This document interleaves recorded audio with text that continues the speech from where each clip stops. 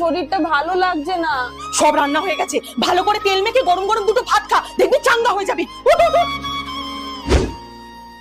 বাবা, ওটা তোমার ননদের জন্য রেখেছিলাম, সারাদিন তো মুখ চলতেই থাকে, ওটা অন্তত রেখে দাও। সবাইকে দেওয়ার পরও তোর জন্য বাঁচিয়ে রেখেছি তোর প্রিয় আচার, নে। বাঁচিয়ে না বলো, তোমারটাই দিচ্ছ।